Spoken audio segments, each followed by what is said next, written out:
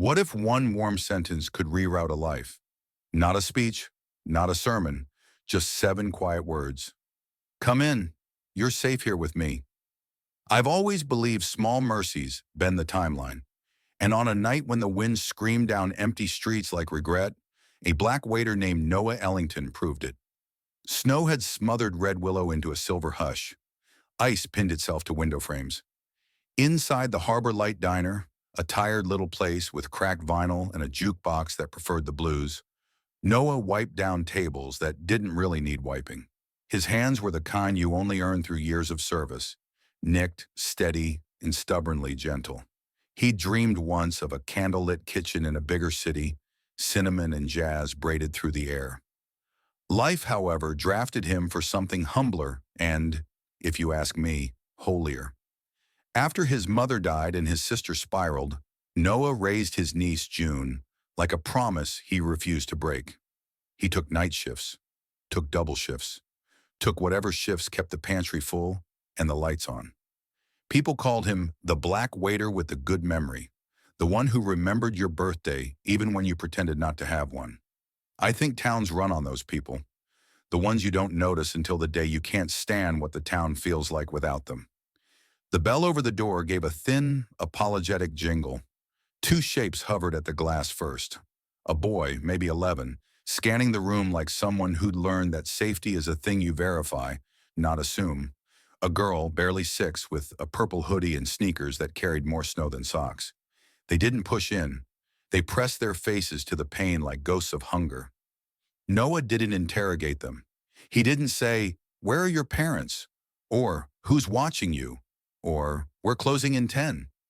He just swung the door wide and let warmth do the talking. "Come in," he said, voice low, like you speak to a skittish bird. "You're safe here with me." They moved toward the heat in small, careful steps. Noah ladled chicken soup into bowls big enough to be believed in, tore bread with his hands, slid plates across polished laminate. He didn't hover. He didn't pity. He cleaned the already clean coffee station and let the first gift after hunger, privacy, settle over them like a blanket. The boy broke his bread and handed the larger piece to the girl. "Slow down, Mara," he murmured, and Noah stored the name the way a lighthouse stores storms. When the girl's spoon trembled less, Noah's shoulders did too. The boy glanced up once, and there was a whole vocabulary in his eyes. "Thanks, don't worry. I'm watching her. We'll be okay. Please let us be okay." They ate like people invited back to life. Steam fogged the windows. Outside, the world erased itself and started over. Noah packed sandwiches, apples, and a thermos of cocoa into a brown bag, tucking a 20 inside the way a magician hides a coin. "Door opens at 6, he said. "If it's locked, knock anyway." The boy nodded.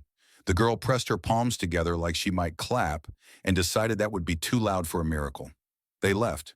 The bell chimed. Wind erased their footprints faster than Noah could memorize them. If you've ever stood in a doorway after someone you're suddenly attached to disappears into bad weather, you know what he felt. Helpless, hopeful, haunted. Morning came. No kids. Another morning. No kids. He asked a cop with powdered sugar on his lip if they'd picked up any runaways, checked with the shelter. Beds are full, which is another way of saying we are failing too many people. Even took a thermos outside at midnight because hope sometimes looks like you doing something that probably won't work. Life, stubborn as ever, kept moving. The diner's owner retired. Noah did what people call reckless until it works. Strung together savings, signed a terrifying loan, and bought the place. He rechristened it Ellington's Haven, open during storms, coffee free for anyone who needed an excuse to sit, pancakes on the house the week before school started. On holidays, he roasted turkeys like a one-man tradition committee. If you ask me, that's how you fight loneliness in a town. You schedule it out of people's calendars. June grew up on that linoleum, feet on a stool, algebra on a placemat. She got into a state college on a scholarship. Leaving was complicated, the way leaving always is when love has been stitched together out of overtime and takeout boxes. She promised to call. She did until she didn't. A year passed. A second. Noah kept writing anyway. Birthday letters, Christmas letters, the "I saw your favorite candy at the checkout and bought it like a fool" letters. Hope for him was a habit. Years rolled over the diner like coats of paint. Ellington's haven became a shelter in winter, a cooling center in summer, and a rumor the rest of the time. You know that place that never turns anyone away? Then on a crisp morning, 22 years after the storm, a low mechanical hum stitched itself into the dawn. Noah glanced through the frosted glass and stilled. A black Rolls-Royce idled at the curb as if it had taken a wrong turn out of another life and decided to stop here anyway. I have a soft spot for the middle of stories, the part most people rush through to get to the fireworks. The middle is where character does push-ups. In Noah's case, those years were equal parts stubborn love and creative exhaustion. The haven kept its promise to the town, and the town, mostly, kept its promise back. A nurse on graveyard shifts left pies by the back door. An HVAC tech fixed the furnace on credit that was basically faith. A retired teacher ran Tuesday night homework help at the biggest booth. None of that makes headlines. It makes communities. Bills, of course, don't care about pie. The roof moaned through spring rains. Grease traps demanded tribute. Health inspectors discovered the kind of violations all honest kitchens collect like sins. Noah learned to smile at clipboards and to pray over ledgers. The prayers weren't fancy. "Let this add up" is still one of my favorite holy sentences. Developers sniffed around. A man with cufflinks that winked like sharks pitched a microbrew gastropub with Edison bulbs, reclaimed wood, and about as much soul as a brochure. "You've done great work," he said, placing a hand on the counter like he owned it. "Imagine what this block could be." Noah glanced toward the corner booth where a mother was quietly splitting one entree into dinner for two kids and said, "I already can." Winters were the hardest. When wind is an argument against going outside, warmth becomes currency. Ellington's haven set cots in the back room. Coats appeared on a rack marked, "Take one, leave one if you can." People left notes pinned to coat pockets. "I wore this when I got hired. May it do the same for you. If that doesn't move you, check your pulse." Not everything worked. The havens pay what you can. Sundays broke even on paper, and broke Noah's heart when the register didn't. A midnight soups idea set out giant pots for anyone who'd felt left out by evening hours. But the very next week, the supplier raised prices. Kindness is a muscle. It aches after long use. Loneliness, in the end, was the most expensive thing Noah paid. June's silence stretched from ache to absence. Once, a letter returned stamped forwarding expired. He unfolded the envelope like a man prying open a locked door with a butter knife. Inside were his own words. He put them back and closed the drawer. The turn began small, as turns often do. A local paper ran a feature on "The Last Honest Diner." A road trip blogger posted a photo of Noah handing a cone to a kid who just finished his first chapter book. Donations trickled in, $10 here, an anonymous 100 there. A banker named Valeria Beaumont, who wore kindness like a quiet cologne, stopped by for coffee and left a business card with, "Call me if the math ever scares you," scrawled across the back. When the math did scare him, she taught him a different way to look at rooms. "You don't have to choose between heart and viability," she said, rolling blueprint paper across the counter.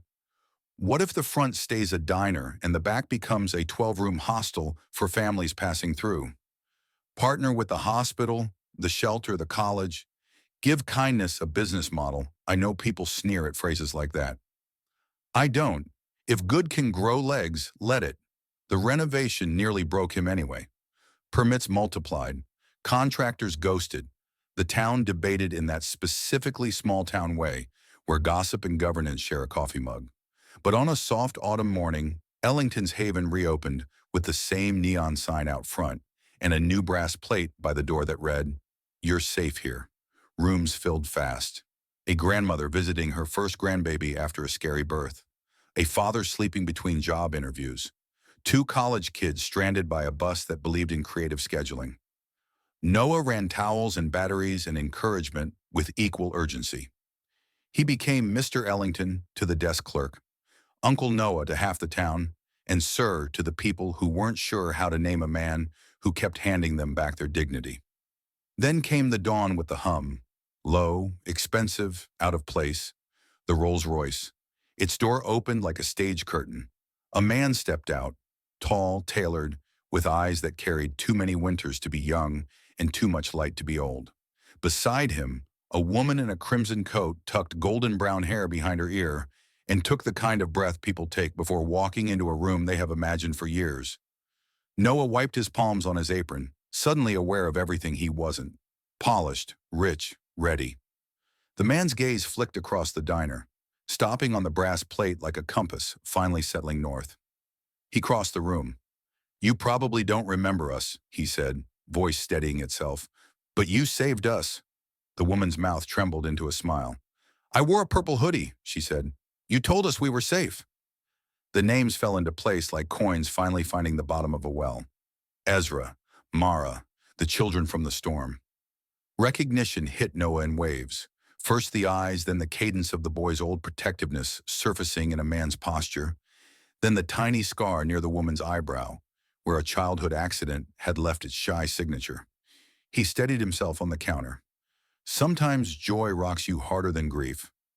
I say that as someone who has watched joy hit people like a well-thrown rope from a rescue boat. Ezra reached inside his coat and unfolded something that looked like a crumpled museum piece. An old napkin, yellowed with blocky letters in a child's hand. "You're safe here." "You told us this," he said, eyes gone glassy. "We wrote it down so we wouldn't forget." They told him what the storm hadn't allowed them to say. After leaving the diner, they'd slept in a church entryway, their breath making little ghosts against the wood. A social worker found them. Foster homes followed, some kind, some merely not cruel. Ezra learned that grown-ups disappoint and persist in about equal measure. Mara learned to draw in margins because daydreaming was the only room that didn't shut its door.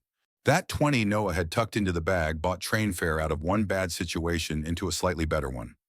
Later, a guidance counselor with good instincts nudged Ezra toward a scholarship program.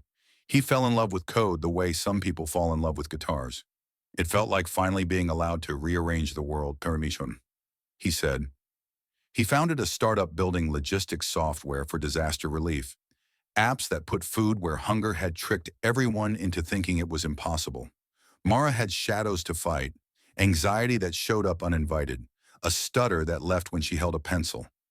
An art teacher noticed the way she sketched hands, how she captured tenderness without making it look fragile. That attention became fuel. She went to med school, fell for pediatric surgery, and started a foundation that paid for complex operations for families who calculated lives in dollars and ran out of both too soon. "We spent a decade looking for you," Mara said, palms flat on the counter, like she could press memory into the wood. "Every time we helped someone, it felt unfinished, like we were paying a debt with the wrong currency the town had gathered by then. You can't park a Rolls-Royce outside Ellington's Haven at dawn and not draw an audience. Phones stayed down more than you'd expect. Some stories ask for eyes, not screens." Ezra slid a folder across the counter. Inside, a letter from a foundation, numbers that made Noah's knees weak, and a plan that was equal parts gratitude and architecture. They'd paid off the Haven's mortgage. They were funding a 5-year operations grant so rooms would never be priced higher than hope. They'd purchased the empty lot next door and wanted to build a learning kitchen and a family resource center named for the woman who'd taught them how to do math with groceries. The June Ellington wing. Noah's breath hitched. "June," he whispered, like a word he'd put down and didn't expect to lift again. Ezra glanced at Mara. Mara nodded. "We found her," she said softly. "She's okay." She slid a second envelope across the counter with June's current address and a note in a familiar hand that read, "I've been trying to be brave enough to call. I think this is how I start." Noah sat. He didn't mean to sit. His body decided. He covered his face with both hands and laughed the kind of laugh that's mostly tears. People clapped without meaning to. A cook leaned against the doorway and cried into his sleeve. Valeria Beaumont, who'd come in early for oatmeal and mercy, placed a palm between Noah's shoulders and said, "Breathe, friend. Take your time." Ezra held out keys. "One more thing," he said, embarrassed, which is a lovely thing to be when you're about to give someone a car. "The Rolls isn't yours. Cars like that are terrible at being kind. But today it's your carriage." There's a ribbon cutting to get to, and a daughter to meet for coffee if you're ready. I've seen grand gestures that felt like theater. This one felt like symmetry. Ezra and Mara didn't show up to fix a life. They showed up to finish a sentence they'd been writing for 22 years. They walked through the haven together. Ezra paused at the brass plate that read, "You're safe here," and touched it the way people touch old photographs. Mara stopped at the coat rack with a "Leave one if you can" sign and slipped a new coat between the others, a little tag pinned inside. "You are loved more than you have been told." By noon, the Haven's parking lot had turned into a block party. The mayor said a few remarks that were better than most mayor remarks because she kept them short. A local choir sang the kind of song that makes skeptics lower their arguments for 3 minutes and just listen. A little boy ate a pancake bigger than his face and declared it the best day of his life, which is how best days start their careers. Noah kept looking at the edge of the crowd like his heart had developed peripheral vision. Then a taxi door swung open. June stepped out, older than the last time the town had seen her, which is another way of saying exactly right. She hesitated, the way people do when they're not sure if they're walking toward forgiveness or toward another chapter of the same old ache. Noah didn't make her guess. He ran. He hugged like a man returning from a storm. June's first words were not eloquent. They were perfect. "I'm sorry," she breathed into his shoulder. "I was lost." Noah pulled back, tears bright as morning on metal, and said, "You can be found." The ribbon, crimson, ridiculous, essential, came down with one snip. The June Ellington wing opened, all light and stainless steel and promise. Mara knelt to speak with a girl whose mother picked up keys to room 3. Ezra showed a volunteer how the new app would make sure food never sat in a pantry when it could be in a lunchbox. Valeria laughed her good laugh and bullied donors into pledges they would later brag about making. Late that night, after the crowd dissolved into stories they'd tell their grandchildren, Noah stood alone in the lobby. The neon open sign cast its heartbeat glow.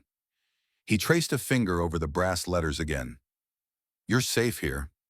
He thought of a cold night, 2 bowls of soup, bread torn by a man determined to be useful. He thought of a $20 bill that turned into a map. He thought of how the universe sometimes loops back around just to show you it was listening. Here's my take, and I don't mind saying it plainly. The most dangerous myth is that kindness is small. It isn't. It's infrastructure. It holds up roofs, bridges the middle of stories, and every now and then escorts a Rolls-Royce to the curb of a place that decided to be good long before anyone was watching. If this found you at the right time, tell someone you're safe here today. In a text, at a table, on a doorstep. And if you've been waiting 22 years for your echo to come back, don't be surprised when it arrives carrying new names, new keys, and the exact words you needed to hear.